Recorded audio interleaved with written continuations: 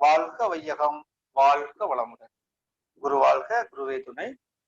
இன்று சிறப்புரையாக பழக்கமும் விளக்கமும் என்ற தலைப்பிலே நமக்கு சிறப்புரை ஆற்ற திருநெல்வேலியிலிருந்து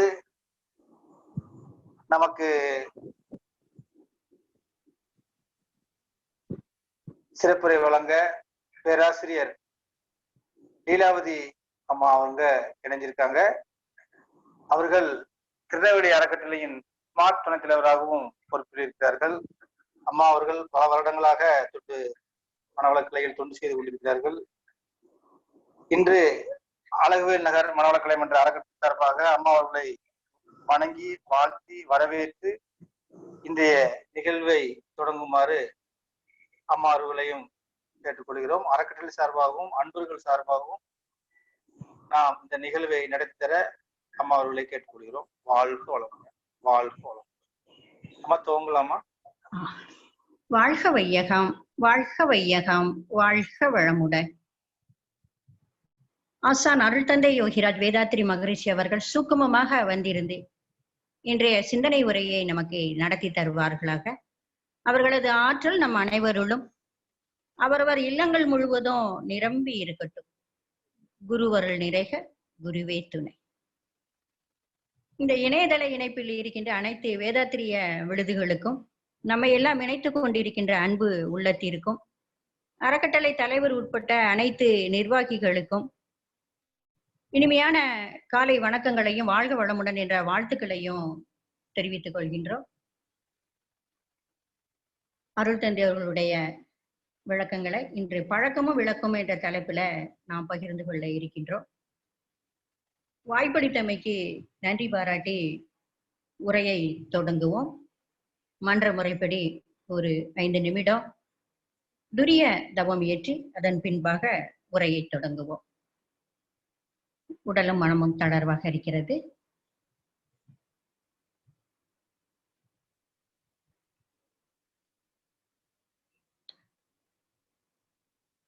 மன்ற முறைப்படி மெய்ப்பொருள் வணக்கம். ஆதி என்னும் பரம்பொருள் மெய் எழுச்சி பெற்று அணுவென்ற உயிராகி அணுக்கள் கூடி மோதி இணைந்து இயங்குகின்ற நிலைமைக்கு ஏற்ப மூலகங்கள் பலவாகி அவை இணைந்து பேரித்த அண்ட கோடிகளாய் மட்டும் பிறப்பிறப்பிடை உணர்தல் இயக்கமாகி நீதி நெறி உணர் மாந்தராகி வாழும் நிலை உணர்ந்து தொண்டாற்றி இன்பம் காண்போம்.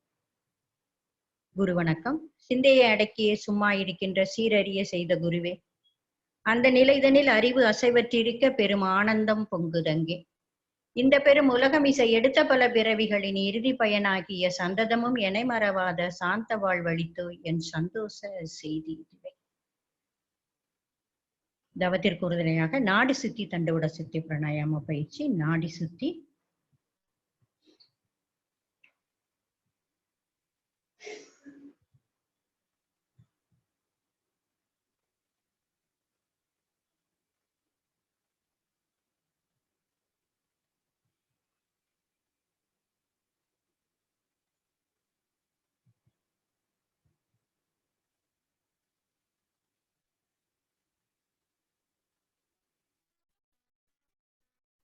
தண்டுவட சுத்தி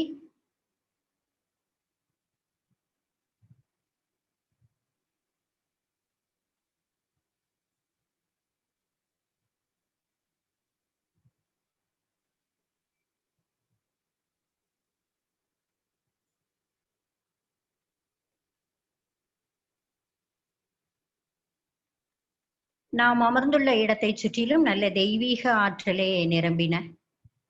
நாம் அமர்ந்துள்ள இடத்தை சுற்றிலும் நல்ல தெய்வீக ஆற்றலே நிரம்பின. நாம் அமர்ந்துள்ள இடத்தை சுற்றிலும் நல்ல தெய்வீக ஆற்றலே நிரம்பின.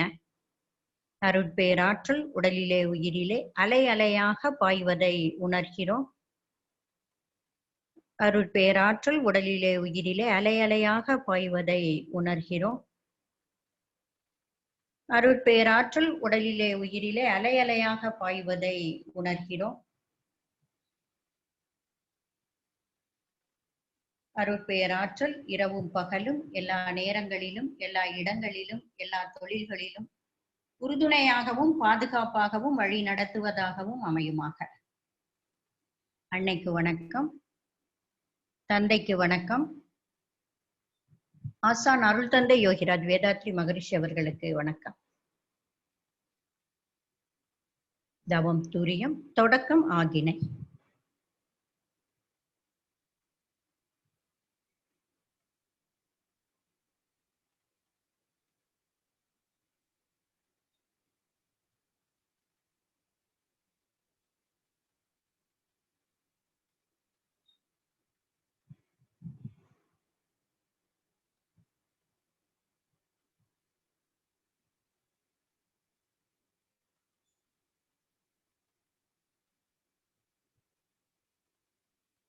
துரியம்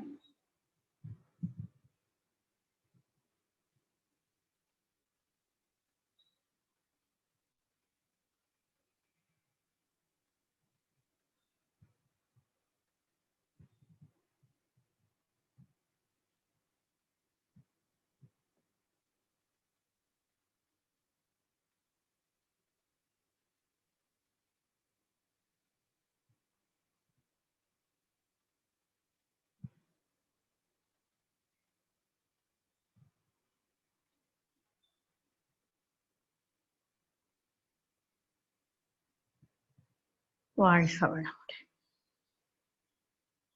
தவத்தை நிறைவு செய்கிறோம். தவ ஆற்றல் உடல் முழுவதும் பரவட்டும், உடலும் உள்ளமும் தூய்மையும் மேன்மையும் அடையட்டும். சங்கல்பம். அருட்பேராற்றல் கருணையினால் உடல் நலம், நீளாயுள், நிறை செல்வம், உயர் புகழ், மெய் ஞானம் ஓங்கி வாழ்வோம். அருட்பேராற்றல் கருணையினால் உடல் நலம், நீளாயுள், நிறை செல்வம், உயர் புகழ், மெய் ஞானம் ஓங்கி வாழ்வோம். அருட்பேராற்றல் கருணையினால் உடல் நலம், நீளாயுள், நிறை செல்வம், உயர் புகழ், மெய் ஞானம் ஓங்கி வாழ்வோம். வாழ்க்கை துணையை வாழ்த்துவோம். பெற்ற மக்களை வாழ்த்துவோம். அருள் தந்தை அவர்கள் அருளிய வேதாத்திரியத்தை வாழ்த்துவோம்.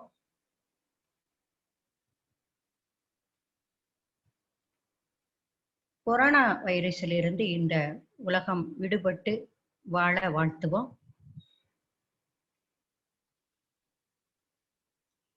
அதற்காக தொண்டு செய்து கொண்டிருக்கும் அனைத்து அன்பு உள்ளங்களையும் வாழ்த்துவோம்.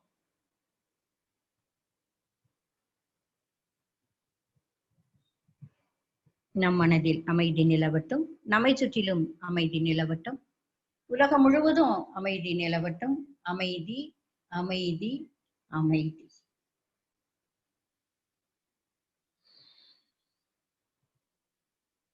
வாழ்க வையகம், வாழ்க வையகம், வாழ்க வளமுடன். இணைப்பில் இருக்கின்ற அனைத்து அன்பர்களுக்கு மீண்டும் ஒரு முறை வணக்கங்களையும் வாழ்த்துக்களையும் தெரிவித்துக் கொள்கின்றேன்.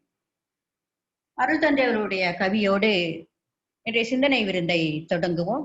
இந்த அரும்பிறவியில் முன்வினை அறுத்து எல்லையில்லா மெய்ப்பொருளை அடைவதற்கு வந்த ஒரு உதவி குரு உயிரின் சேர்க்கை. வணங்கி குரு திருவடியை வாழ்த்தி வாழ்வோம்.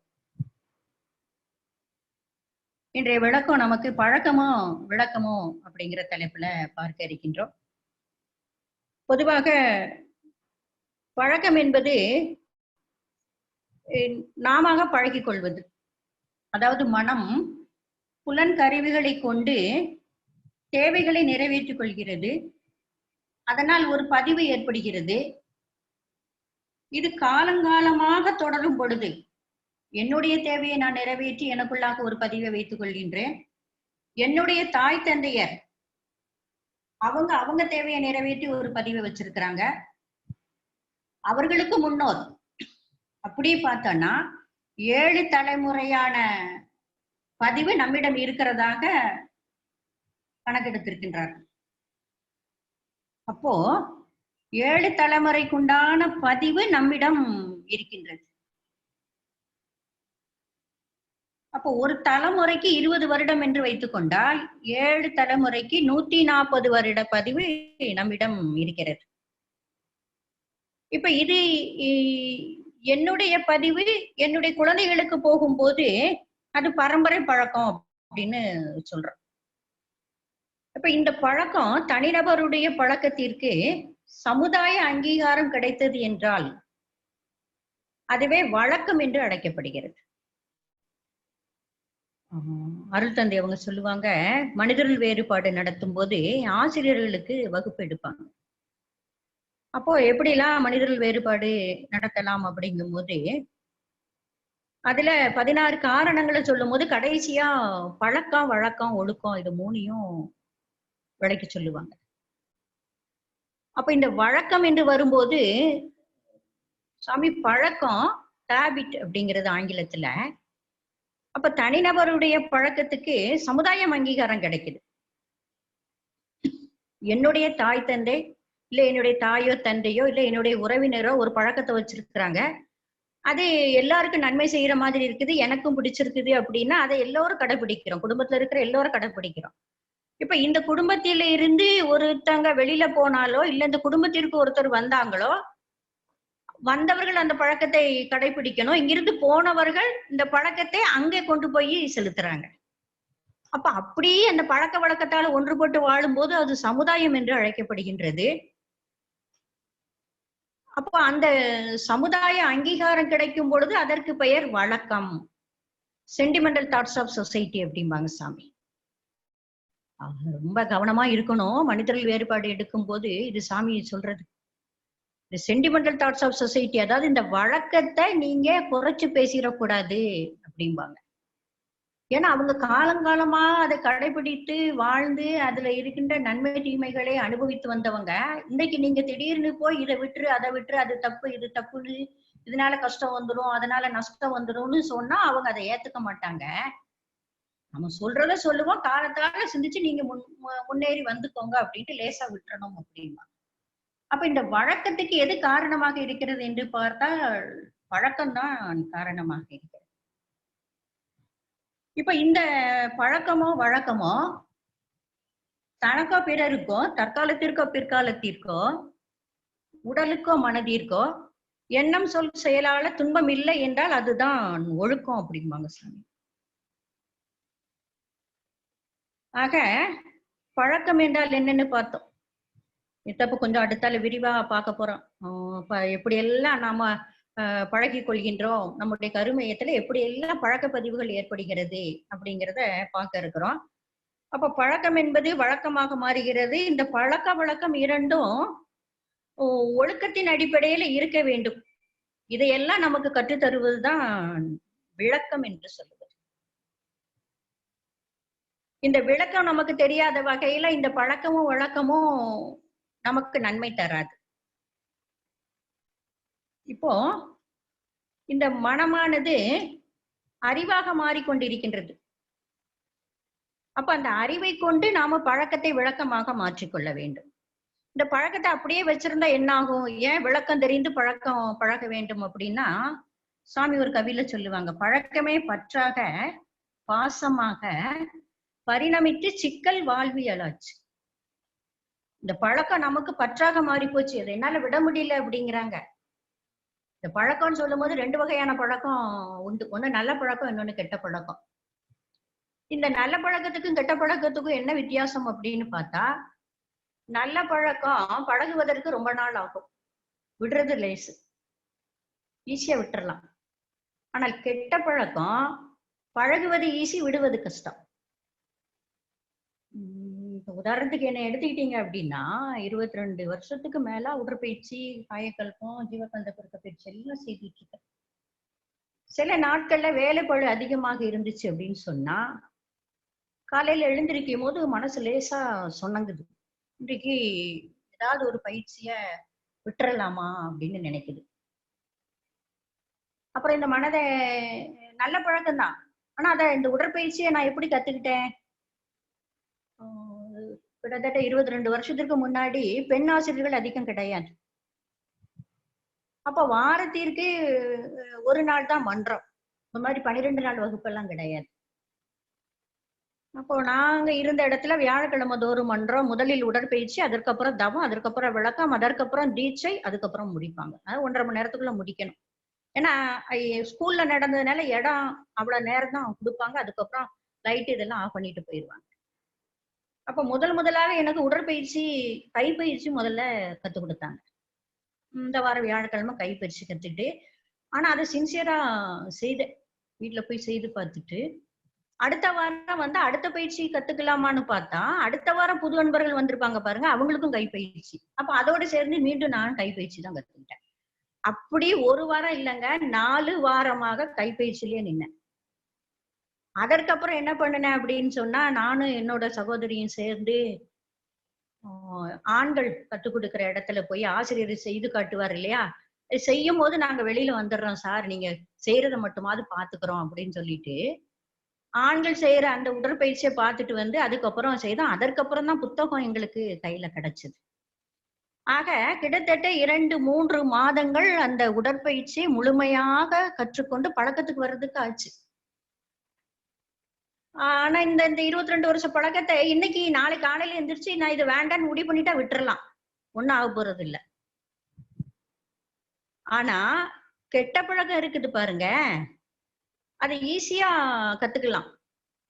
ஆனா விடுவதற்கு அதிக காலமா லேசில விட முடியாது. அது நம்மள பிடிச்சுக்கும். நாம அதை பிடிச்சுக்குமோ இல்லையோ, நாம அதை பிடிச்சிருக்கிறோம். ஒரு நாள் ட்ரை பண்ணி பார்ப்போமே அப்படின்னு கெட்ட பழக்கத்தை பார்ப்போம். அப்புறம் அது நம்மள பிடிச்சுக்கும். அப்புறம் விட முடியாது. பொதுவா தான் சொல்லுவான், விட முடியல அப்படின்னா. யாரால விட முடியலன்னா அந்த பழக்கம் நம்மள விட மாட்டேங்க, அவ்வளவுதான். ஆனா நல்ல பழக்கத்தை நாம தான் விடாம பிடிச்சுக்கணும். அப்போ இந்த பழக்கமே அது நல்ல பழக்கமோ கெட்ட பழக்கம். இப்ப இந்த பழக்கம் என்னவாக மாறுகிறது என்று சொன்னால் பற்றாக பற்றாக மாறி போகிறது. அது மேல பற்று என்று சொன்னால் அருள் தந்தை அவங்க அன்புக்கும் பாசத்திற்கும் ஒரு விளக்கம் சொல்லுவாங்க. அன்பு என்பது எதையும் தன்னோடு இணைத்து பிடித்து வைத்துக் கொள்வது. அது பிரிஞ்சு போச்சுன்னா கவலைப்படாது. சரி நீ போறியா, நல்லாயிரு, எங்க இருந்தாலும் நல்லாயிரு அப்படின்னு சொல்லி விட்டுரும். ஆனால் இந்த பற்று பாசம் ரெண்டும் இருக்குது பாருங்க, பற்று பாசம் ரெண்டும் ஒண்ணுதான்.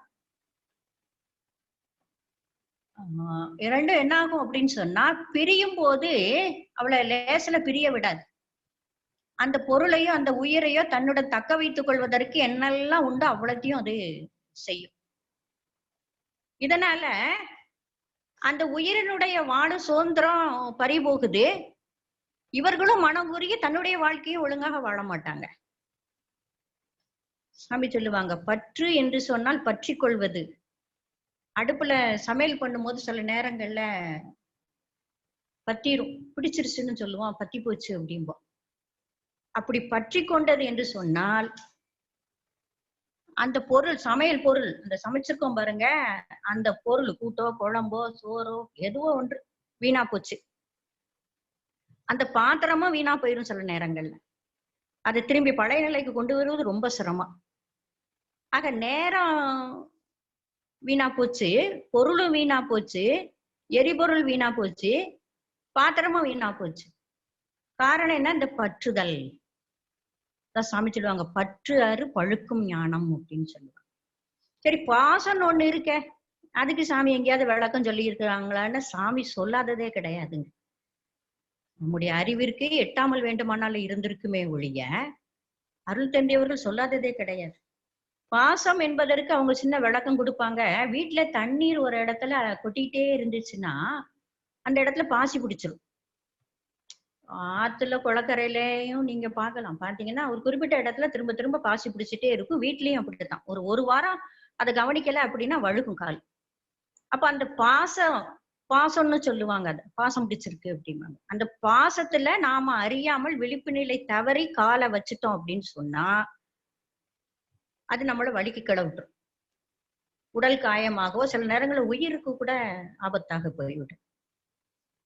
அதே போலத்தான் நாம உயிரின் மீதும் பொருளின் மீதும் பாசம் என்பதை வைத்துக் கொண்டால் அது கண்டிப்பாக நம்மை வழுக்கித்தான் விடும்.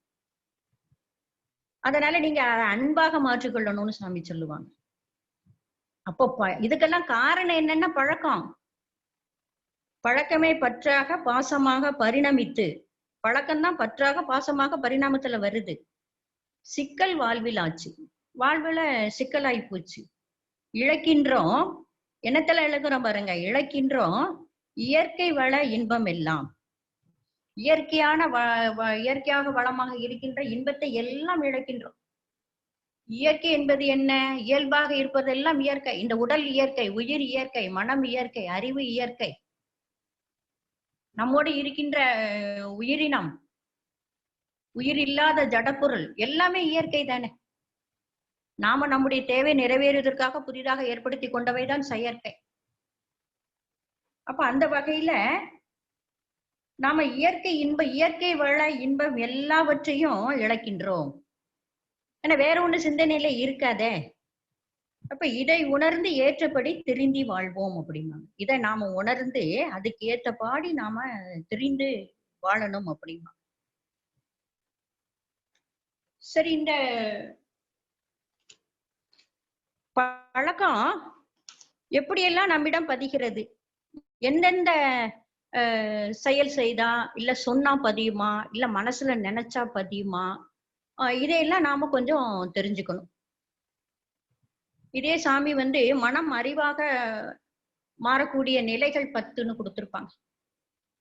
இந்த பட்டய கல்வி, பட்டக்கல்வி இதெல்லாம் படிக்கிற பிள்ளைகளுக்கு அது கேட்டா அழகா சொல்லுவாங்க. இப்போ அதாவது உணர்ச்சி, தேவை, முயற்சி, செயல், விளைவு, அனுபோகம், அனுபவம், ஆராய்ச்சி, தெளிவு, முடிவு. இந்த 10 நிலைப்படிகளில் அது அறிவாக மாறும். அப்படி அறிவாக மாறக்கூடிய காலகட்டத்துல முதலாவதாக இருக்கின்ற 7 பழக்கப்பதிவு, அதாவது உணர்ச்சி, தேவை, முயற்சி, செயல், விளைவு, அனுபோகம், அனுபவம், இது எல்லாமே பழக்கம். இந்த பழக்கத்தை தாண்டிதான் நாம அடுத்த 3வது இருக்கின்ற ஆராய்ச்சி, தெளிவு, முடிவுங்கிற 3ஐயும் நாம பார்க்கணும். அப்ப இதை நாம புரிந்து கொள்ளாமல் நமக்கு வாழ்க்கை நிறைவாகாது. ஏன் அப்படின்னு சொன்னா, அதுதானே பழக்கம் தானே பற்றாக பாசமாக பரிணாமம் இருக்குது. இப்ப எவையெல்லாம் நம்முள் பதிகின்றன? முதலாவதாக பதிவு உணர்ச்சி. நாம என்ன உணர்ச்சி நிலையில இருந்து சொல்கிறோமோ, செய்கிறோமோ, நினைக்கிறோமோ அவ்வளவும் முதல்ல உடல்ல பதிகிறது. கருமைய வர பதியுது. இப்போ எண்ணம் பதியும் இடம் ஏற்கனவே தெரியும். அது இந்த இடத்துல லேசா ஞாபகப்படுத்திக்கோ. அதாவது நாம எண்ணுகின்ற எண்ணம் வெளியில சொல்லலையேன்னு நாம நினைச்சிட்டு இருப்போம். ஆனா அது 6 இடங்கள்ல பதிகிறது. சில நேரங்கள்ல வீட்டுல விலையுயர்ந்த பொருளோ இல்ல ஏதோ ஒரு ஜாமானோ எங்கேயோ வச்சிருவோம். ஒரு பேனான்னு வச்சுக்கோங்களேன். பார்த்தோன்னா அடுத்த தடவை தேடி பார்த்தா அது நமக்கு கிடைக்கிறது இல்லை. அப்ப நாம என்ன நினைப்போம், நமக்கு மனிதர்கள்ட்ட பாதி பேர்கிட்ட ஒரு இது என்ன அப்படின்னா, ஒரு பொருளை நாம வச்ச இடத்துல காணலைன்னா முதல்ல நமக்கு நெகட்டிவ் எண்ணம் தான் வரும். கேட்கும் போது என்ன கேட்போம் அப்படின்னா, இங்க நான் ஒண்ணு வச்சிருந்தேன்னா அதை யார் எடுத்தா அப்படின்னு தான் கேட்போம். பாத்தீங்களான்னு கூட கேட்க மாட்டோம். இப்ப நீங்க யாராவது பாத்தீங்களான்னு கேட்டாலாவது பார்த்தேன், இல்ல அங்கதான் இருக்கும், இந்த மாதிரி ஏதாவது ஒரு பதில் வரும். ஆனா அதை விட்டுட்டு யாரு எடுத்தான்னு கேட்டா கண்டிப்பாக இதற்கு பதில் வராது. எடுத்தவங்களும் ரொம்ப ஹரிச்சந்திரன் மாதிரி நான் தான் எடுத்தேன்னு நம்ம முன்னாடி நிக்க மாட்டாங்க. எடுக்காதவங்க நாமளே எடுக்கல, நாம ஏன் சமன் இல்லாம ஆஜராகணும், நமக்கு என்ன எடுத்தா தானே நமக்கு அப்படின்ட்டு போயிடுவாங்க. அப்ப அத போல மனம் அந்த பொருளை காணும் அப்படின்னு சொன்னா மனம் உடனே என்ன நினைக்குது, இங்கதானே வச்சிருந்தோம், நாம மட்டும்தான் அந்த வீட்டுல இருக்கோம்னாலுமே யாரெல்லாம் வந்துட்டு போனா, ஒருவேளை அவங்க எடுத்திருப்பாங்களோ மனம் நினைக்குது பாருங்க. யாரெல்லாம் வந்தா கணக்கெடுக்க, இன்னைக்கு ஒரு 5 பேர் வந்துட்டு போனாங்களா, இந்த 5ல யாரா இருக்கும்? ஒரு 2 பேரை கட்டம் கட்டுது. இந்த 2 பேர்ல யாரா இருக்கும்? இவங்களை நாம இவங்கிட்ட இருந்து எப்படி நம்ம இந்த பொருளை நாம வாங்குறது? கேட்டாலும் மனசுக்கு வருத்தம் ஆயிருமே, அதுக்காக கேட்காம சும்மா விட முடியாதே அப்படின்னு மனம் அலைப்பாஞ்சுக்கிட்டே இருக்கும் பாருங்க. அப்படியே காலையில இருந்து சாயங்காலம் வர அலைப்பாய்ஞ்சுக்கிட்டே இருக்குது. மறுநாள் வீடு பெருக்கும் போது பாத்தீங்கன்னா சோபாக்குகளையோ இல்ல வேற எங்கேயோ இந்த கைப்பிடியிலையோ இல்ல கிச்சன்லயோ எங்கேயோ அதை வச்சிருப்போம். அப்பதான் மனசு நினைக்கும், ஆமா நேத்திக்கு இதை பேசிட்டே வந்தேன்னா இங்க நான் வச்சுட்டேன்ல, இப்போ நல்ல காலம் கிடைச்சிட்டுங்கிற எண்ணம் வரும்போதே இன்னொரு எண்ணம் நமக்கு வரும். என்னன்னா, ஐயோ நாம அவங்கள பத்தி தப்பா நினைச்சிட்டோமே அப்படிங்கிற எண்ணம் வரும். அது நினைக்கும் போதே மனம் இன்னொன்னு நினைக்கும், நல்ல காலம் இதை நாம அவங்ககிட்ட கேட்காம இருந்தோம், யார்கிட்டயும் சொல்லாம இருந்துட்டோம். சொல்லி இருந்தான்னா அவங்களுக்கு நம்மளை பத்தி என்ன நினைச்சிருப்பாங்க. நல்ல காலம் தப்பிச்சோம்ங்கிற ஒரு எண்ணம் தான் வருமே ஒழிய அவங்கள போய் தப்பா சொல்லிட்டோமே, ஐயையோ அவங்கள மானசீகமா மனதாலையாவது மன்னிப்பு கேட்போம், இல்ல வாழ்த்துவோங்கிற நிலை இருந்தது என்று சொன்னால் நாம விளக்கத்துக்கு வந்துட்டோம்னு அர்த்தம். ஏன்னா அன்றாட வந்துட்டு போறவங்கள நாம இப்படி திருடனாவோ திருடியாவோ நினைச்சு நினைச்சு பழகிட்டோம் அப்படின்னா அவங்க அப்படியே ஆயிப்போவாங்க. அப்ப அதை விட்டுட்டு மாறான நாம அவங்கள திருடனாகவோ இதோ நினைச்சிருக்கோம் இல்லையா, அதுக்கப்புறம் மாற்றா இன்னொரு எண்ணத்தை போடணுமே, விளக்கம் அங்கதான் வருது. அப்ப அவர்களை நினைத்து அவர்கள் உருவத்தை நினைத்து மானசீகமா மன்னிப்பு கேட்கணும். உங்களை நான் தெரியாம இப்படி நினைச்சிட்டேன், இது என்னுடைய அறியாமை, நீங்க வாழ்க வளமுடன் அப்படின்னு ஒரு 10 முறை 15 முறை வாழ்த்திட்டோம்னா நாம போடுற எண்ணத்தை அவங்க அப்படியேதான் இருக்கிறாங்க. அவங்க குணத்துல நாம தான் ஒரு கரையை அவங்க மேல பூசிட்டோம். அந்த கரையை நீக்கிறதும் நம்முடைய வேலைதான். அப்ப அந்த பழக்கத்தை நாம கொஞ்சம் கொஞ்சமா நீக்கிக்கணும். அப்ப நம்ம மனம் என்ன நினைச்சது, நான் நல்ல காலம் வெளியில சொல்லல அப்படின்னு. ஆனா சாமி என்ன சொல்றாங்கன்னா, நாம வெளியே சொல்லாட்டாலும் அது நம்முடைய உடல் செல்களில் பதிகிறது முதலாவதாக. இரண்டாவதாக மூளை செல்களில் பதிகிறது நினைவு பதிவு. மூன்றாவதாக உயிர் செல்களில் பதிகிறது. உயிர் உடல் ஃபுல்லா ஓடிக்கிட்டே இருக்குது பாருங்க, அதுதானே இயங்கிக்கிட்டு இருக்குது. உடல் இயங்குது, மூளை இயங்குதுன்னா உயிர் ஓடணும். அப்போ எல்லா இடத்துக்கும் நீக்கமர ஓடிக்கொண்டிருக்கிற அந்த உயிரிலையும் பதியுது. இந்த உயிருடைய மையமாக இருக்கின்ற மூலாதார கருமையத்துல பதிகிறது வித்து செல்லு. அதுதான் தரப்பதிவுன்னு சாமி சொல்லுவாங்க. ஆங்கிலத்துல கேரக்டர் இம்ப்ரிண்ட்னு சொல்லுவாங்க. நல்லவங்க கெட்டவங்க இப்படி எல்லாம் பதிகிறது அவங்களுடைய அந்த கருமைய பதிவை வைத்துதான். ஆக உடல் செல்லு, உயிர் செல்லு, மூளை செல்லு, வித்து செல்லு 4லும் பதிஞ்சது போக உயிரிலிருந்து வெளியே வருகின்ற ஜீவகாந்தத்தில் பதிகிறது. எது ஜீவகாந்தமாக இருக்கிறது என்றால் வான்காந்தம் தான். அப்ப இந்த ஜீவகாந்தத்தின் வழியாக வான்காந்தத்திலும் அது பதிகிறது. ஆக நாம வெளியில சொல்லலைன்னாலும் அந்த இதை செய்யலைன்னாலும் மனதிலே நினைத்தாலே இந்த 6 இடங்களில் பதிகிறது. இது அடிப்படையான விஷயம். இதை நீங்க கவனத்துல வச்சுட்டா இப்ப நான் அடுத்தால ஒரு 10 நிமிஷம் நாம தொடர்ச்சியா இதனுடைய விளைவை நாம பார்த்திடலாம். இப்போ பழைய இதுக்கு வருவோம். உணர்ச்சி. இப்ப இந்த உணர்ச்சி நம்முடைய இதுல பதியுது, பழக்கமாக பதிகிறதுன்னு பார்த்தோம். நம்முடைய இருக்கின்ற எந்த உணர்ச்சியாக இருந்தாலும் சரி. உணர்ச்சி ஏன் வருது? உயிரின் இயக்கமே உணர்ச்சிகள் அனைத்துமாம். உயிருள்ள உடலில் உணர்ச்சி இருக்கும். உணர்ச்சி இருக்கும். உடல்ல உயிர் இருக்குது அப்படின்னு சொன்னா அதற்கு அத்தாட்சி என்னன்னா அதுல உணர்ச்சி இருக்கும். யாராவது மயங்கி விழுந்துட்டாங்க அப்படின்னா முதல்ல என்ன செய்யறோம்? தண்ணி தெளிச்சு பாக்குறோம். தொடு உணர்வு இருக்கதான் பாக்குறோம். அதுக்கப்புறம் கையில தட்டுறோம், அப்படியே கன்னத்துல தட்டுறோம், காலில் தட்டுறாங்க, எல்லாம் செய்யறாங்க. பாத்தீங்கன்னா உணர்ச்சி இருக்குதான்னு பாக்குறாங்க. உயிர் இருந்துன்னா உணர்ச்சி இருக்கப்ப உணர்ச்சி இருக்குன்னா உயிர் இருக்குன்னு பாத்துக்கிறோம், அவ்வளவுதான். சரி, இந்த உணர்ச்சி என்னெல்லாம்? இன்ப உணர்வு, இன்னொன்று துன்ப உணர்வு. இப்ப இன்ப துன்ப உணர்வு இரண்டும், உணர்ச்சி இரண்டும் நம்முடைய இந்த 6 இடங்களிலும் பதிகிறது. ஒன்று துன்பத்தை நீக்குவதற்காக உணர்ச்சி நிலை. எனக்கு ஒரு துன்பம் வந்துச்சுன்னா அந்த துன்பத்தை நீக்கணும்ட்டு எண்ணம் சொல் செயல் எல்லாம் நடக்குது. அதே போல இன்பத்தை அனுபவிப்பதற்கு ஒரு உணர்ச்சி. அப்ப இந்த 2 நிலையும் இன்ப துன்ப உணர்ச்சி இரண்டும் பழக்கமாக 6 இடங்களில் பதிகிறது. பொதுவாக மனம் புலன் கருவிகளை கொண்டு வெளி உலகத்தோடு தொடர்பு ஏற்படுத்திக் கொள்ளக்கூடியதான் இன்ப துன்ப உணர்வுகள். ஜீவகாந்தம் எந்த அளவுக்கு இருக்குதோ, செலவு எந்த அளவுக்கு இருக்குதோ அதை பொறுத்து இன்ப துன்பம், அமைதி, பேரின்பம் இதெல்லாம் நமக்கு தெரிஞ்ச ஒரு விஷயங்கள் தான். சாமி சொல்லுவாங்க ஜீவகாந்தமும் பொருளாதாரமும் ஒண்ணு அப்படிம்பாங்க. எப்படி நம்ம கிட்ட வருமானம் அதிகமாக இருக்குது, செலவு குறைவாக இருந்து இருப்பு இருந்தது என்றால் சந்தோஷம். இல்ல வரவை விட செலவு அதிகமாகி கடன் அதிகமாகி போச்சுன்னா துன்பம். வரவும் செலவும் சமமாக இருந்தது என்றால் அமைதி. வரவு மிக மிக அதிகம், செலவு இப்போதைக்கு எதுவுமே இல்லை. சில சொல்லுவாங்க பணத்தை வச்சு என்ன செய்ய போறேன், அப்படி பாட்டுக்கு இருக்குது பேங்க்ல அப்படி. அப்போ அது பேரின்பம் என்று சொல்லுவோம். அதே போலத்தான் ஜீவகாந்தத்தினுடைய வரவும் செலவும்.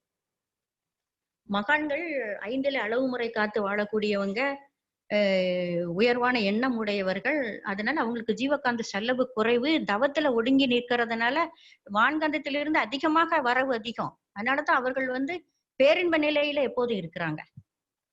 அதிலிருந்து கொஞ்சம் தன்னிலை உணர்ந்தவர்கள் அமைதி என்ற நிலையில விருப்பு வெறுப்பு எதுவும் கிடையாது, இன்ப துன்பம் கிடையாது, சமமா இருந்துட்டு இருக்கிறாங்க.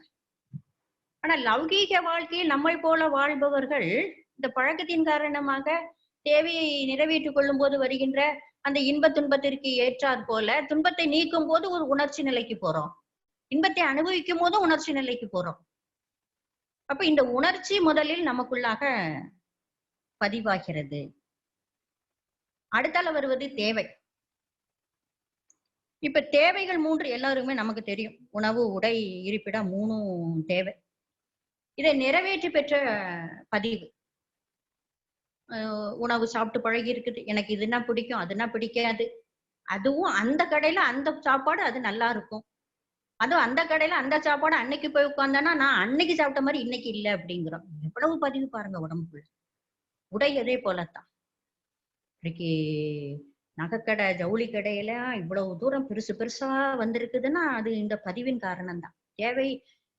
தேவை என்பது இருந்தாலும் தேவையின் அடிப்படையில தான் அது ஆசையாக பேராசையாக அதெல்லாம் மாறிட்டு இருக்குது. தேவையை தேவை என்ற அளவில் நிறைவேற்றிக் கொள்ளும் போது என்றைக்குமே துன்பம் என்பது இல்லை. சாமி சொல்லுவாங்க, அதாவது இயற்கை, அதாவது தெய்வம்னு வச்சுக்கோங்க, எல்லாருடைய தேவையும் நிறைவேற்றும். எப்படி ஒரு தாய் தந்தை தான் பெற்ற குழந்தைகளுக்கு வயிற்றுக்கு சோறிடுவார்களோ அதே போல இந்த இயற்கையானது மனிதர்களுக்கு கண்டிப்பாக தேவைகளை நிறைவேற்றும். ஆனா ஆசைகளை நிறைவேற்றாது அப்படிம்பாங்க.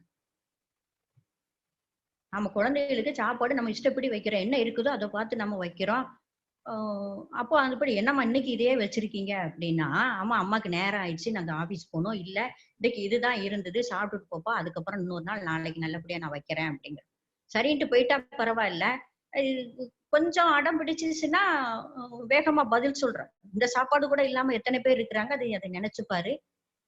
டெய்லி இத மாதிரி உயர்ந்த சாப்பாடே சாப்பிடணும்னு சொன்னா என்னத்துக்கு ஆகும்? உடலும் கெட்டு போகும், பொருளாதாரமும் கெட்டு போகும். அவங்களுக்கு எடுத்து சொல்றோமா இல்லையா நாம? அப்போ தேவை நிமித்தமாக நமக்குள்ளாக பதிவுகள் ஏற்படுகின்றது.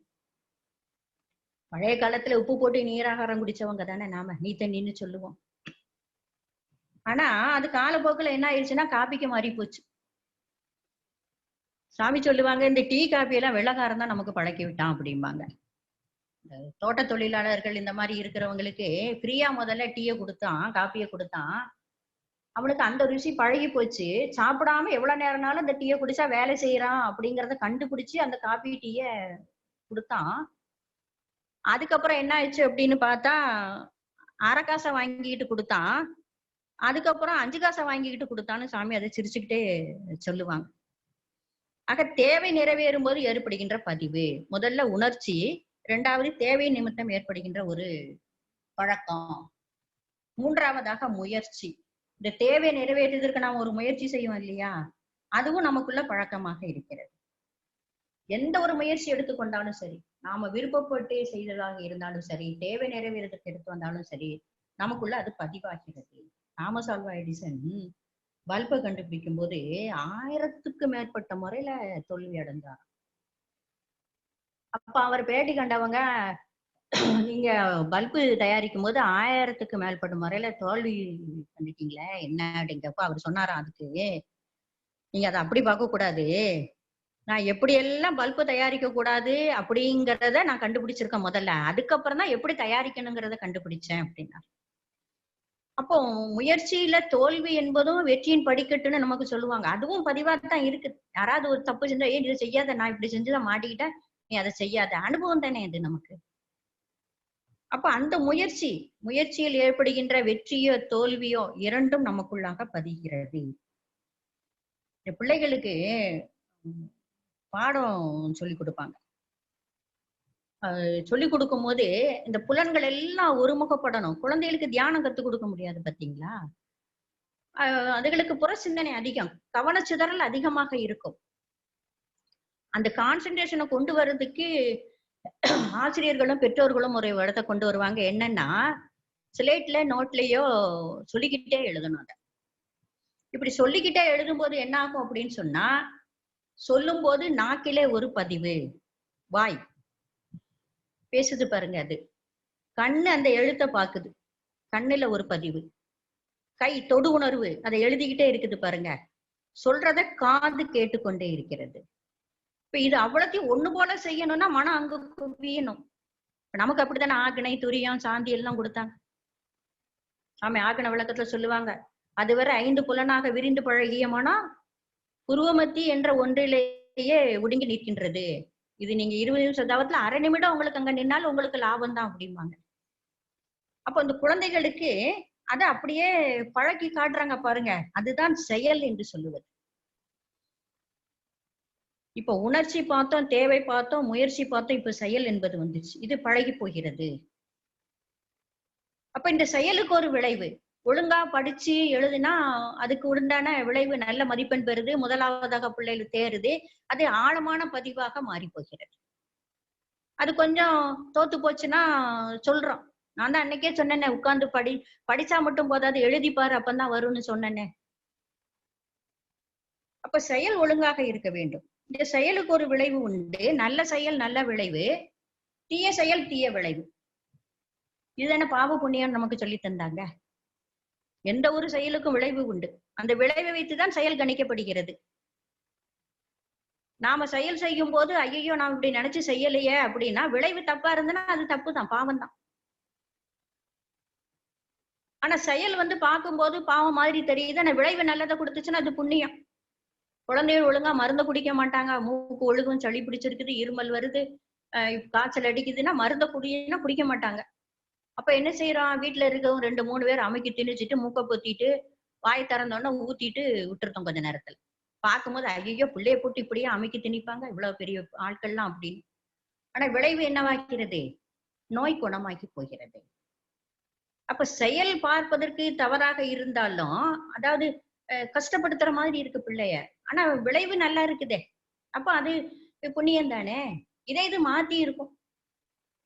வயதானவர்கள் சில நேரங்கள்ல கொஞ்சம் வாயை கட்ட மாட்டாங்க, அது குழந்தை தானே, அவங்களும் வயசாச்சுன்னா அவங்களும் குழந்தைதான்.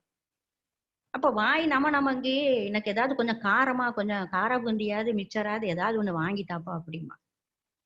சரின்ட்டு ஒரு 50 கிராம் இன்னும் வாங்கி கொடுத்துட்டா பரவாயில்ல, 1/2 கிலோ வாங்கி கொண்டு கையில கொடுத்துட்டோம்னு வச்சுக்கோங்க, சும்மா வச்சு சாப்பிடட்டுமே, இப்ப என்ன வயசான காலம் எவ்வளவு நாள் நம்ம கூட இருக்க போறாங்கன்ட்டு. அவங்களும் குழந்தை மாதிரி தானே, அளவு தெரியாம சாப்பிட்டுட்டாங்கன்னா உடல்நலம் பாதிச்சிருது. சில நேரங்கள்ல உயிர் பாதிப்பா கூட அது ஆகி போகுது. ஏன்னா சில நோய்களுக்கு சில வகை உணவுகள், சில ருசிகள் ஒத்துக்காது, சுவை உணவு. அப்ப அதை நாம கொடுக்கும்போது அது தொந்தரவாயிருது. நாம என்ன நினைச்சோம், ஐயோ பாவம் இன்னைக்கு நாம இதை கொடுக்கலைன்னா நாளைக்கு ஏதாவது லாபத்தை போல நஷ்டம்னா ஆயுசு முழுக்க நமக்கு உறுத்தலா இருக்குமே நினைச்சு கொடுத்துட்டோம். ஆனா அது உயிரை பாதிக்கக்கூடிய அளவுக்கு மாறி போகுது பாருங்க, அவருடைய உடலுக்கு துன்பம் கொடுக்குது இல்லையா அது. அப்போ அது பாவம் தானே. அப்போ விளைவை வைத்துதான் செயல் கணிக்கப்படுகிறது. இதை நாம புரிஞ்சுக்கணும். கண்டிப்பாக எந்த ஒரு செயலுக்கும் விளைவு என்பது உண்டு. ராமாயணத்துல, ராமாயணம் மகாபாரதம் இரண்டுமே புராணங்கள் எல்லாமே செயல் விளைவை நமக்கு எடுத்து சொல்வதற்காக வந்தவைதான். அதுலயும் குறிப்பாக ராமாயணத்துல கைகேயி தன்னுடைய மகன் பரதன் நாடாள வேணும் அப்படின்னு சொல்லிட்டு தசரத மகாராஜாட்ட போய் கேக்குறாரு. அவரு சரின்னு சொல்லிட்டாரு. ஆனா ராமரு காட்டுக்கு போயிட்டாரு. ஆனா பரதன் என்ன செஞ்சாரு அப்படின்னு சொன்னா, நான் ஆள மாட்டேன்னு சொல்லிட்டாரு. அப்ப ஆள மாட்டேன்னு சொன்னா கடைசியில ராமருடைய பாதுகையை வாங்கிட்டு அதுல அரசாண்ட. கடைசியில ராமரும் ஆளல, பரதனும் ஆளல. 14 வருடம் ராமருடைய பாதுகை செருப்பு ஆண்டுது. அதுதான் அமைப்புன்னு இருக்கு. இப்ப இவங்க ஆளுன்னு நினைச்சாலும் அந்த செயல் இதுக்கு வரல. இதுல என்ன ஆச்சுன்னா, இதன் விளைவாக தன்னுடைய அந்த தாய்க்கும் மகனுக்கும் இடையே இருந்த உறவு விடுபட்டு போச்சு. இப்ப சாமி சொல்லுவாங்க, தப்பு கணக்கிட்டு தான் ஒன்றை எதிர்பார்த்தால் ஒப்புமோ இயற்கை விதி, அப்போதைக்கு அப்போதே அளிக்கும் சரி விளைவை, எப்போதும் கவலையிற்று இடர்படுவார் இதை உணரார். தன்வினை தன்னை சுடுன்னு ஒரே வரியில நம்முடைய முன்னோர்கள் நமக்கு சொன்னது. அப்ப அந்த செயலினுடைய விளைவை நாம் அந்த கணத்தில் அனுபவிக்கிறோம் பாருங்க, அதுதான் அனுபோகம் என்று சொல்லுவது. இதுவும் பதியும். அந்த அந்த செயலினுடைய விளைவு இன்பமோ துன்பமோ அந்த நேரத்துல நாம் அனுபவிக்கிறோம் பாருங்க, அதுதான் அனுபோகம், என்ஜாய்மெண்ட்னு ஆங்கிலத்துல சொல்லுவாங்க. அதுவும் பதியும். இத இந்த நிகழ்காலம் இன்றைக்கு நான் அனுபவிச்சுட்டு இருக்கதே, இன்றைக்கு மாலையிலேயோ இரவிலேயோ நாளைக்கு காலையிலேயோ நான் நினைத்து பார்க்கும் பொழுது அதுவே அனுபவம், எக்ஸ்பீரியன்ஸ் ஆக அது மாறிவிடும். ஆக இந்த உணர்ச்சி தேவை, அதற்கப்புறம் முயற்சி, செயல், விளைவு, அனுபவம், அனுபவம், இந்த 7 வகைகள்ல நம்மிடம் பழக்கம் பதிந்திருக்கிறது. நாம நம்மகிட்ட இருக்கிற நல்ல பழக்கம் கெட்ட பழக்கம் எதை எடுத்துக்கொண்டாலும் சரி, இந்த 7க்குள்ளதான் அது இருக்கும். அப்ப இது எல்லாம் பழக்கப்பதிவு என்று சொன்னால் இதற்கு நம்ம விளக்கம் வேணும். எப்ப விளக்கமா வரும் அப்படின்னு சொன்னா, அதை பற்றிய ஆராய்ச்சி, அதை பற்றிய ஒரு தெளிவு, அதனால் ஏற்படுகின்ற முடிவு, இவ்வளவு இருந்துச்சுன்னா நமக்கு அது விளக்கமாக மாறி. நாம ஏன் கஷ்டப்படுறோம்னு நினைக்கணும். முதல்ல என்னுடைய கஷ்டத்திற்கு நான் காரணம், தீதும் நன்று பிறர் தர வாரா. முதல்ல நாம உணரணும், ஓப்பனா சொல்லி பழகணும். ஆமா, நான் கூட கொஞ்சம் விவரம் தெரியாம இருந்துட்டேன், நான் கொஞ்சம் விவரமா இருந்திருந்தேன்னா இந்த தப்பு வந்திருக்காது அப்படின்னு சொல்ல தொடங்கிட்டோம் அப்படின்னாலே நாம முன்னேறிட்டோம்னு அர்த்தம். ஐயோ அவங்க பேச்ச கட்டு நான் வீணா போனேன், அவங்களாலதான் நான் இப்படி ஆகி போனேன், இப்படி செஞ்சுட்டாங்களா, அவங்க நல்லா இருப்பாங்களா, அவங்க காரணமே இல்ல. சாமி சொல்லுவாங்கல்ல, எம்வினைய வெளிப்படுதலாக எண்ணி சுமை மனதில் கொள்ளாது அமைதி காண்போம் அப்படிமா. அப்ப என்னுடைய வினைதான் இப்படி எழும்பி இருக்கு, அத அப்ப நான் இனி பேசினா இன்னும் கொஞ்சம் அதிகமா வந்துட்டே இருக்கும். அப்ப நான் ஏன் துன்பப்படுகின்றேன்? உடலால துன்பம், மனதான துன்பம், 2 தானே இருக்கு. அப்ப இந்த உடல் நலம் காக்கிறதுக்கு நாம முயற்சி செய்யணும். உடல் நலத்துக்கு சாமி உடல் நலம் காக்கிறதுக்கு 3 விஷயம் சொல்லுவாங்க. ஒன்று மருந்து உண்ணல். இப்ப வந்தாச்சுன்னா அதை உடனடியாக குணப்படுத்துறதுக்கு கொஞ்சம் மருந்து எடுத்துக்கணும். 2வதாக 5ல் அளவு முறை காத்தல். நாம 5ல் அளவு முறை காத்து வாழ வேண்டும். 5ல் அளவு முறை நமக்கே தெரியும். உணவு, உழைப்பு, உறக்கம், புலனின்பம், எண்ணம், இந்த 5லயும் அளவு முறை வேணும். இதுல இந்த 5லயும் முக்கியமானது எண்ணம். கடைசியா தானே சொல்லியிருக்காங்கிறது இல்ல. இந்த 4 ஒழுங்கா இருந்து எண்ணம் சரியில்லைன்னா கூட வீணா போயிடும். அப்போ மருந்து உண்ணல், 5ல் அளவு முறை காத்தல், இனி வராமல் இருப்பதற்கு, வந்த நோயை குணப்படுத்திக் கொள்வதற்கு உடற்பயிற்சி. இந்த 3 செய்துட்டே இருந்தேன்னா உடல் துன்பம் வராது. எனக்கு அவங்க செய்வேன்னு வச்சுட்டாங்க, இல்ல இவங்க நான் சாப்பிடும் போது பார்த்தாங்க, நான் நல்ல துணிமணி கட்டிட்டு இருக்கும் போது அவதான் எதுக்க வந்தா, இதெல்லாம் ஒண்ணுமே இல்ல. இப்போ இந்த கொரோனா காலத்துல பாத்தீங்க அப்படின்னு சொன்னா, கொஞ்சம் பின்னோக்கி போனோம் அப்படின்னு சொன்னா, ஒரு 2 மாசத்துக்கு முன்னகூட்டியெல்லாம் நம்முடைய மனநிலை எப்படி இருந்ததுன்னா, பொருள் தேடுறதுலயும் நம்மளை பாதுகாத்துக் கொள்றதுலயும் இருந்துச்சு. இந்த பொருளை நான் சேர்த்து வச்சேன்னா என்னுடைய எதிர்காலம் நல்லா இருக்கும், என் பிள்ளை நல்லா இருக்கும். இந்த துணிமணிகளை எல்லாம் வாங்கிட்டேன்னா எங்கேயாவது போகும்போது வரும்போது எனக்கு அது பாதுகாப்பாக இருக்கும். வீடை இன்னும் கொஞ்சம் நல்லா கட்டுனேன்னா இது எனக்கு குளிருக்கு பாதுகாப்பா இருக்கும், வெயிலுக்கு பாதுகாப்பா இருக்கணும். எல்லாம் பார்த்து கட்டணும். உறவுகளையும் அதை போலதான் நேசிச்சோம். நாளைக்கு ஏதாவது ஒண்ணுன்னா வேணுமே, அம்மா வேணுமே, அப்பா வேணுமே, மாமியார் வேணுமே, மாமனார், அண்ணன், தம்பி, அக்கா எல்லாம் வேணுமே தானே பார்த்துட்டு இருந்தோம். அதனால தானே இன்ப துன்பத்துல எல்லாம் கலந்துக்கிறோம். அவங்க வீட்டுல இவ்வளவு தொலைவுனாலும் பணம் செலவழிச்சு போறதுக்கு காரணம் என்னன்னா, எனக்கு ஆள் வேணும், எனக்கு அவங்கதான் பாதுகாப்பு. ஆனா இன்றைக்கு நாம இருக்கிற நிலைய பாருங்க, ஒரு வீட்டுக்குள்ள அவ்வளவு பேர் உட்கார்ந்துருக்கோம். எது என்ன நமக்கு இன்றைக்கு பாதுகாப்பாக இருக்குது? நாம வச்சிருக்கிற பொருளா இருந்தாலும் வெளியில போக முடியுதா? இஷ்டப்படி முடியல. சரி, உறவுகளை பார்க்க முடியுதா? அதுவும் இல்ல. போட்டிருக்கிற துணிமணி என்னத்தை போட்டுட்டு உட்கார்ந்துருக்கோம் நமக்கே தெரியுது. அப்போ எதுவுமே இன்றைக்கு நமக்கு உதவியாக இல்லை. நீ இப்ப வெளியே போகலாம் அப்படின்னு நம்மள சொல்றாங்கன்னா என்னன்னா, நீ உன்னோட இம்யூனிட்டி பவர் இருந்துச்சுன்னா வெளியில போ அப்படிங்கிறாங்க. கொரோனாவுக்கு தீர்வு என்னதான், நேற்றைக்கு கூட இந்த இந்து பேப்பர்ல ஒரு ஆராய்ச்சி கட்டுரை போட்டிருக்கிறாங்க. இவ்வளவு தூரம் எல்லாம் உள்ள எல்லாம் வைக்க வேண்டாம், மத்த மாநிலங்களோட விட தமிழ்நாட்டுல இந்த கொரோனால இறந்து போனவங்களுடைய இறுதி கட்டங்கிறது ரொம்ப நோய் இருந்தவங்க தான் இறந்து போயிருக்காங்களே ஒழிய, ரொம்ப மூச்சு திணறி அமெரிக்கால மத்த இடங்கள் எல்லாம் இருக்கிற மாதிரி எல்லாம் கஷ்டப்பட்டு எல்லாம் போகல. ஏன்னா ஏற்கனவே அவங்களுக்கு இம்யூனிட்டி இருக்கு தமிழ்நாட்டுல. அதனால அவரவருடைய இம்யூனிட்டி தான் ரொம்ப இறந்து போனவங்களும் தீராத நோயில ரொம்ப காலம் இருந்து கொரோனா தாக்குனா தான் இறந்து போயிருக்காங்க. அப்ப இது எல்லாம் போடும்போது என்னது உறுதியாகுதுன்னா, இன்றைய காலகட்டத்துல இனி இதுதான் தொடர்ச்சியா வரப்போகுதுன்னு பாத்துக்கோங்க. நம்முடைய இம்யூனிட்டி பவர் மட்டும்தான் நமக்கு காவலாக இருக்கிறது. வேற யாரும் நம்ம கூட பாதுகாப்பா வர முடியாது. இன்னைக்கு வீட்டு வாசப்படி இறங்கணும்னா என்கிட்ட நோய் எதிர்ப்பு சக்தி இருந்தா நான் இறங்கலாம். அப்போ அதை நாம புரிஞ்சுக்கணும். அப்போ அந்த இம்யூனிட்டி பவரை நாம கூட்டிக் கொள்வதற்குண்டான வழிமுறைகளை தான் வருங்காலத்துல கடைபிடிக்கணுமே ஒழிய, பணம் காசு இதெல்லாம் 2ஆம் பட்சம் தான். அதெல்லாம் ஒரு காலகட்டம். நம்முடைய முன்னோர்கள் கையில காசு இல்லாம தான் கஷ்டப்பட்டாங்க. அதனால அவங்க தேடி வச்சாங்க. இன்றைக்கு நாம நம்முடைய நோய் எதிர்ப்பு சக்தி இல்லாம தான் கஷ்டப்படுவோமோன்னு பயமா இருக்கு. நம்மளோட நம்ம பிள்ளைகள் மோசமா இருக்கிறாங்க. அப்ப அவர்களுக்கு ஒரு நல்ல வழியை காட்ட வேண்டும். எப்படி நம்முடைய தாய் தந்தை நமக்கு பொருளை தேடி கொடுத்தாங்களோ, வீடு வயல் இதெல்லாம் பண்ணி கொடுத்தாங்களோ, நகையை போட்டு கல்யாணம் பண்ணி கொடுத்தாங்களோ, அதே மாதிரி நாம அவர்களுக்கு நோய் எதிர்ப்பு சக்தியை கொடுத்துட்டு போகணும். அதற்குண்டான பயிற்சி முறைகளை அவர்களுக்கு அறிமுகப்படுத்த வேண்டும். அதுதான் விளக்கம் என்று சொல்லுவது. ஆராய்ச்சி அதுதான். நான் ஏன் கஷ்டப்படுதேன், மனதால நான் ஏன் கஷ்டப்படுதேன், உடல்ல நோய் எதிர்ப்பு சக்தி இல்லைன்னா உடல் நோய் வருவது போல இந்த மனதிற்கு அந்த கஷ்டங்களை தாங்கக்கூடிய சக்தி இல்லைன்னா அதுவும் நோயாத்தான் வருது. அதான் 6 தீய குணங்கள்.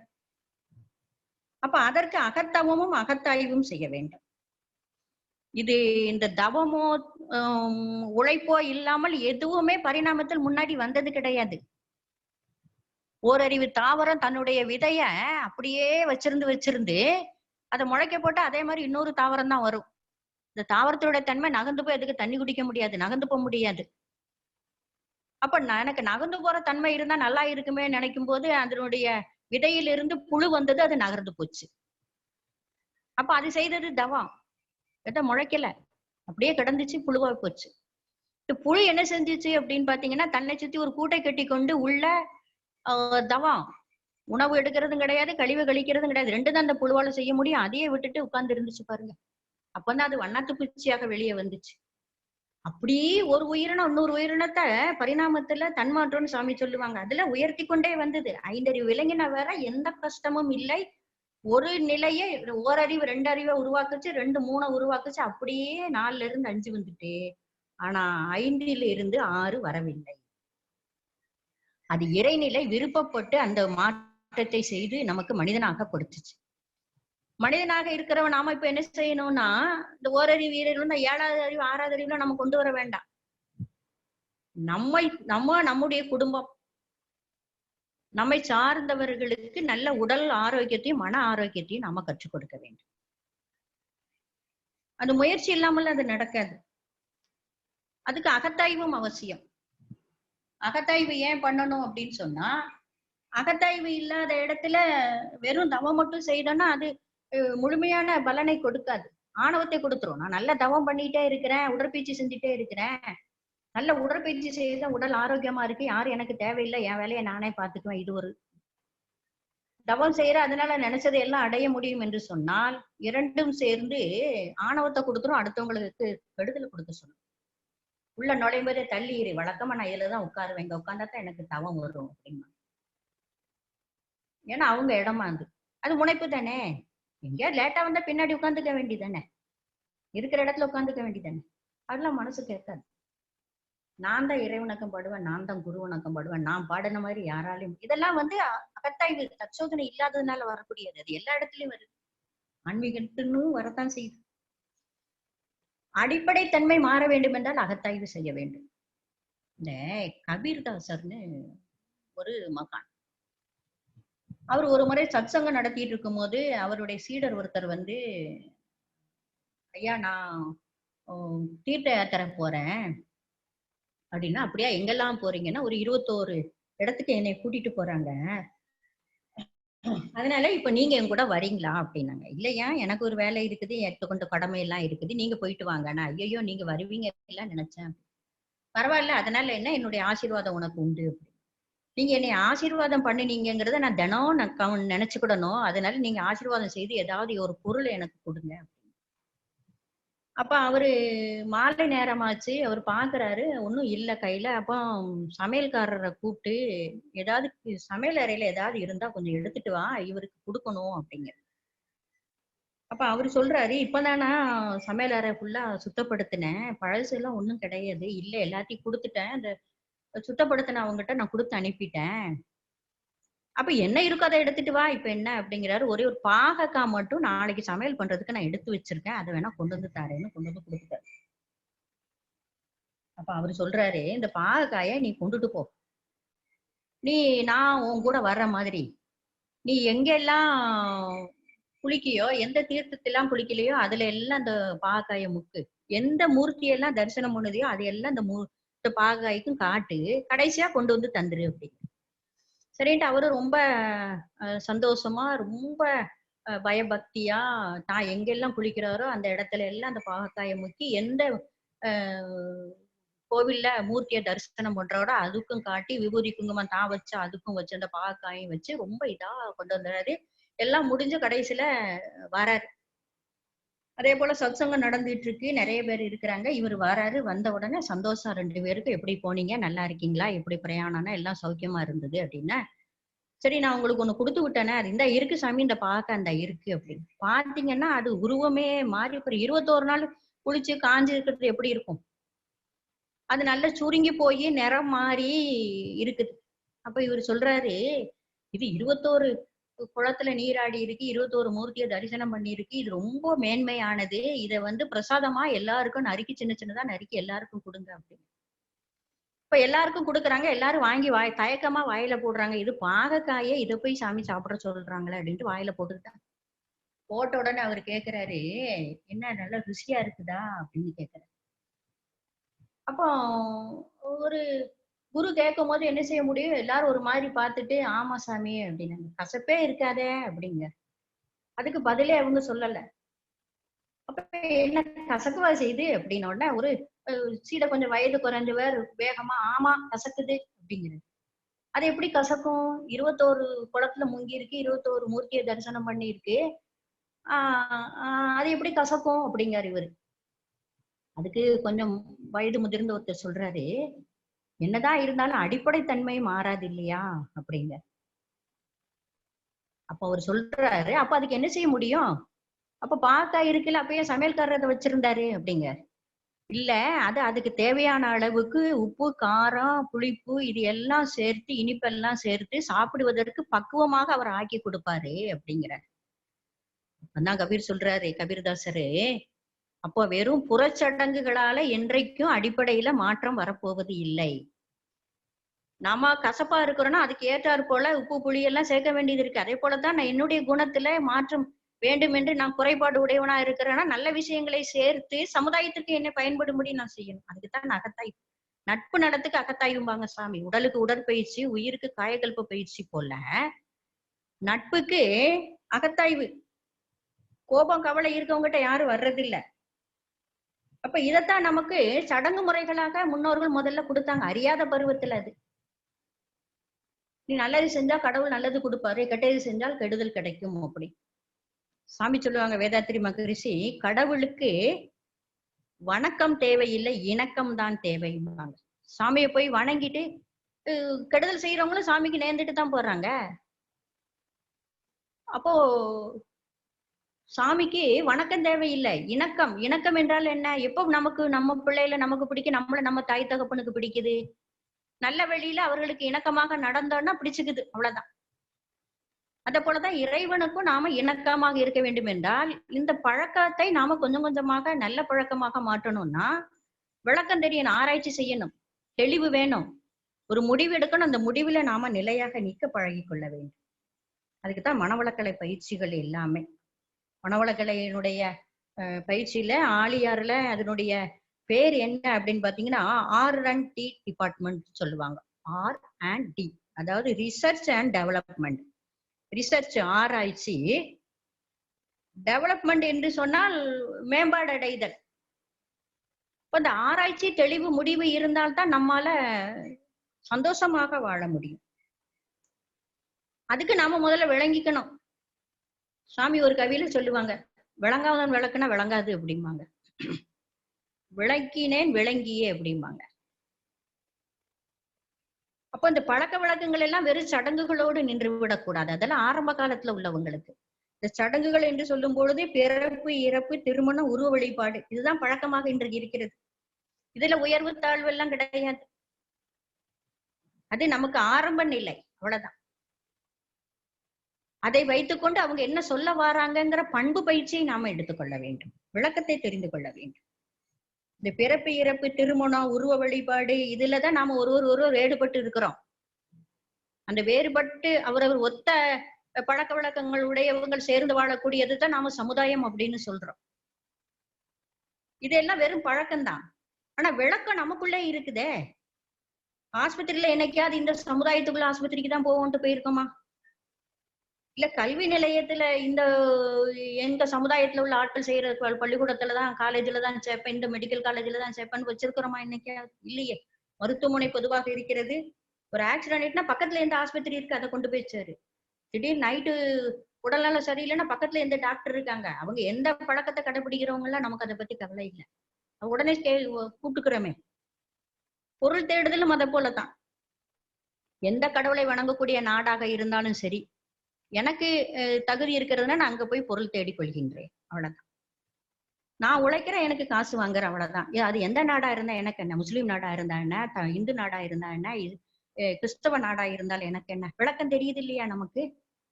அப்போ பழக்கத்திலிருந்து நாம கொஞ்சம் கொஞ்சமாக விளக்கத்திற்கு மாற வேண்டும். இந்த பழக்கத்தை நாம விளக்கமாக தெரிந்து கொண்டு விளக்கத்தை பழக்கமாக மாத்திக்கணும் பாங்க சாமி. முதல்ல பழக்கத்துல இருக்கிறோம், திரும்பி விளக்கத்துக்கு வரோம். விளக்கம் தெரிஞ்சிருச்சுன்னா இந்த விளக்கத்தை பழக்கமாக மாத்திக்கணும். அப்படித்தானே இன்றைக்கு உடற்பயிற்சி காயக்கல்பம் எல்லாம் செஞ்சிட்டு இருக்கிறோம். மன்றத்துக்கு வரும்போது கை வலிக்கு, முட்டு வலிக்கு, காலு வலிக்கு, வீசிங் இருக்கெல்லாம் வராங்க. அப்புறம் பயிற்சி செய்து அந்த அந்த பழைய பழக்கத்துல இருந்து, நோய் பழக்கத்துல இருந்து வெளியில வந்திருக்காங்க. நோய் பதிவுல இருந்து இந்த விளக்கம் தெரிஞ்சிருது. அப்புறம் என்ன செய்யறாங்க? ஐயோ, நான் பயிற்சியை நிறுத்தினா திரும்பி பழைய மாதிரி ஆயிடுவேன்.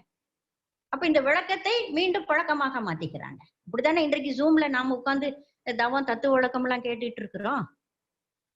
அப்ப இந்த விளக்கம், நாம விளக்கத்திலேயே நிக்க வேண்டும் என்றால் அதற்கு ஒரு விழிப்பு நிலை வேண்டும். அதுக்குதான் தவமும் தற்சோதனை. அருள் தந்தை அவர்கள் நமக்கு மன வழக்கலையை கொடுத்தது இந்த விளக்கத்தை பழக்கமாக மாற்றிக்கொள்வது என்ற நிலையில தான். அந்த வகையில இந்த மனவளக்கலை பயிற்சிகளை முறையாக செய்து வாழ்வின் வளங்கள் அனைத்தும் பெறுவோம் என்ற அளவில் இந்த வாய்ப்புக்கு நன்றி தெரிவித்து, இந்த இணைப்பில் என்னோடு இருந்த அருள் தந்தை அவருடைய கருத்துக்களை உள்வாங்கிக் கொண்ட அனைத்து அன்பு உள்ளங்களுக்கும் நன்றி பாராட்டி எனது உரையை நிறைவு செய்து கொள்கின்றேன். வாழ்க வையகம், வாழ்க வையகம், வாழ்க வளம்.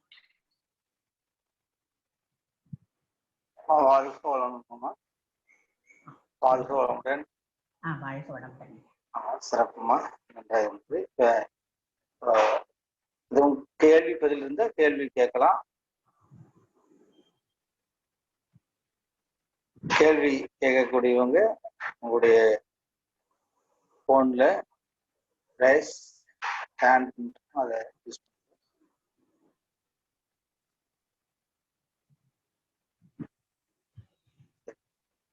சரிம்மா, நிறைவு செஞ்சலாமா? நன்றி ஐயா. இப்போ நமது எங்க அறக்கட்டளை செயலாளரமா அவங்க உங்களை வாழ்த்துவாங்க. சரி. வாழ்க வளமுடன். யாரோ கை வைத்திருக்காங்க, அவங்க நம்ம செயலாளரமா தான் அவங்க தான். சரி சரி சரி. அம்மா சிறப்புமா, மிகவும் அருமையாக இருந்தது ஸ்பீச்.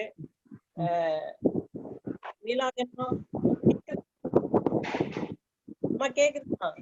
கேக்குதுமா, கேக்குது கேக்குது, சொல்லுங்க, கேட்டுட்டு தான் இருக்கேன். பழக்கப்பதிவுக்கும் விளக்கப்பதிவுகளுக்கு தான் நம்ம மனசு போராடி கொண்டிருக்கிறது. அந்த பழக்கப்பதிவுல இருந்து விளக்கம் கிடைச்சிருச்சு. விளக்கத்தை பழக்கமாக்கி கொள்ள வேண்டும் அப்படிங்கிற சிந்தனைக்கு சிறப்பாக பல விளக்கங்களுடன், பல எடுத்துக்காட்டுகளுடன் விளக்குனீங்கம்மா. சிறப்பு, அருமையான விளக்கம், நல்லா இருந்தது. நன்றி அம்மா, நன்றி அம்மா. நல்லா இருந்தது. பல எடுத்துக்காட்டுகள் எல்லாம் நல்லா சிறப்பா ஒவ்வொரு அந்த மனதின் 10 படிநிலைகளுக்கு எடுத்துக்காட்டுகள் ஒன்னொன்னு சிறப்பா சொன்னீங்க. நல்லா இருந்தது, நல்லா இருந்தது. குருவோட ஆசீர்வாதம்மா, எல்லாம் குருவோட ஆசீர்வாதம்மா எல்லாருக்கும். அம்மா வாழ்த்திருங்கம்மா. வாழ்த்து அம்மா வாழ்த்திருங்க நீங்க. சரி சரிங்க சரிங்க. தியான நிலைக்கு தவ நிலைக்கு வந்துருங்க. அம்மாவோட வாழ்த்து மூலியமாக நம்ம நன்றி சொல்ல போறோம். வாழ்த்துக்கள். நீலாவதி அம்மா, அருள்நிதி பேராசிரியர் நீலாவதி அம்மா வாழ்க வளமுடன். நீலாவதி அம்மா அவர்கள் வாழ்க வளமுடன். நீலாவதி அம்மா அவர்கள் வாழ்க வளமுடன். அம்மாவுடைய உடல் நலம் வாழ்க வளமுடன். அம்மாவுடைய குடும்ப வளம் வாழ்க வளமுடன். அம்மாவுடைய ஆன்மீக தொண்டு வாழ்க வளமுடன். அம்மாவுடைய இந்த ஆன்மீக தொண்டு வேதாத்திரியத்தை உலக மக்கள் அனைவருக்கும் எடுத்து செல்வதில் பங்கு எடுத்துக்கொண்டு இறைவனுடைய அருள், குருவனுடைய அருள் பரிபூர்ணமாக கிடைக்கப்பட்டு வாழ்க வளமுடன், வாழ்க வளமுடன், வாழ்க வளமுடன். அம்மா ரொம்ப நன்றிமா. நன்றி அம்மா, நன்றி அம்மா. வாழ்க வளமுடன். அனைவரும் எல்லாரும் எல்லாம் பெற்று வாழ்க வளமுடன். நன்றிங்கம்மா, நன்றிங்கம்மா. உலக வாழ்த்து இப்ப ரெக்கார்ட்ல வருது. சரி, நன்றி. Welcome to World of You and I. Play by USB drive.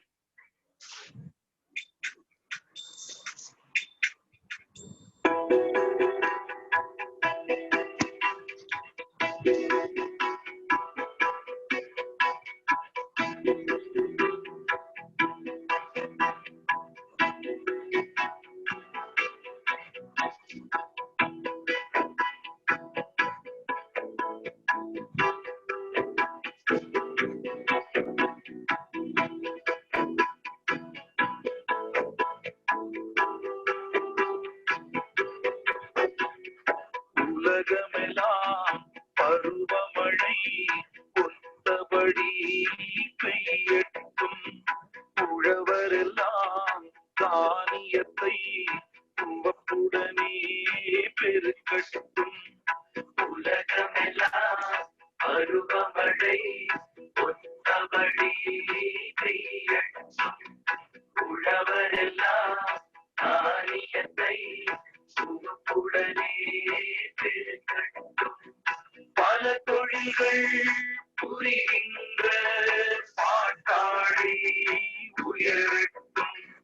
பகுத்துணர்வில் தொகுத்துணர்வு பண்பாட்டை உயர்த்தட்டும். உலகமெல்லாம் பருவமழை ஒத்தபடி பெய்யட்டும்.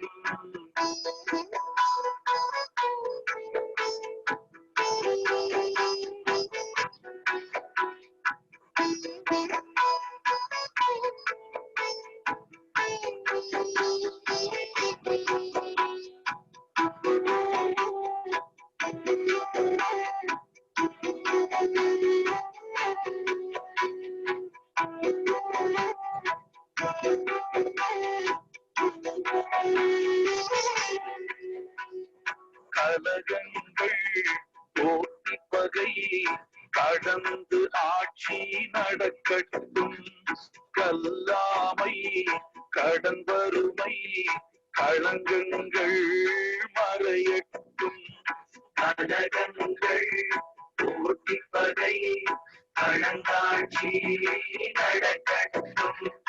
கல்லாமை கடன் வறுமை களங்கங்கள் மறையட்டும். நல வாழ்வை அளிக்கும் மெய்ஞான ஒளி வீசட்டும். நல வாழ்வை அளிக்கும் மெய்ஞான ஒளி வீசட்டும். நம் கடமை அறவாழ்வின் நாட்டத்தே சிறக்கட்டும். நம் கடமை அறவாழ்வின் நாட்டத்தே சிறக்கட்டும். நம் கடமை அறவாழ்வின் நாட்டத்தே சிறக்கட்டும். நம் கடமை அறவாழ்வின் நாட்டத்தே சிறக்கட்டும்.